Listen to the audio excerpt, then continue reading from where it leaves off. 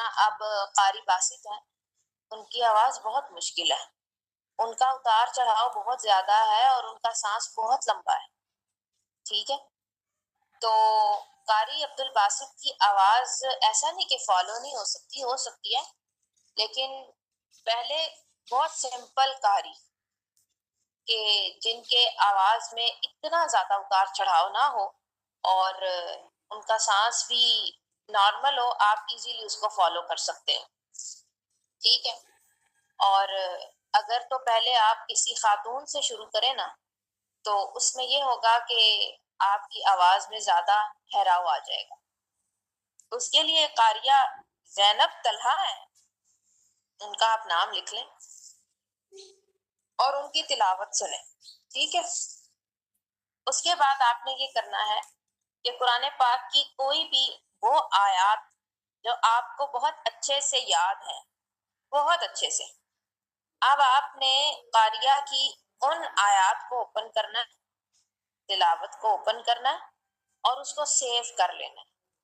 اور سیو کرنے کے بعد آپ نے روزانہ آدھا گھنٹہ، اگر تو مثال کے طور پہ آپ نے ان کی سورہ اخلاص لی یا سورہ البقرہ کی آخری آیات لے لی، کوئی بھی پارٹ آپ نے لیا،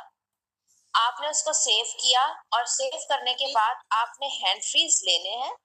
اور وہ لگا کے آپ پرسکون ہو کے لیٹ جائیں. ٹھیک ہے،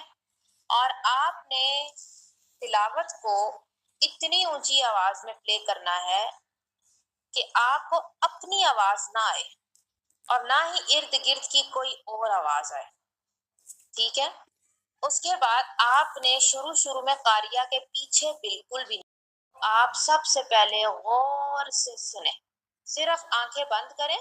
اور اتنا غور سے سنیں کہ آپ کو یاد ہو جائے کہ اچھا آپ قاریہ یہاں پہ رکیں گی، اب یہاں پہ انہوں نے آواز کو اونچا کرنا ہے، اٹھانا ہے. تو اس کے بعد یہ ہوگا کہ وہ چیزیں جب آپ کو یاد ہو جائیں گی نا تو اس کے بعد تقریباً ایک ہفتہ غور سے سننے کے بعد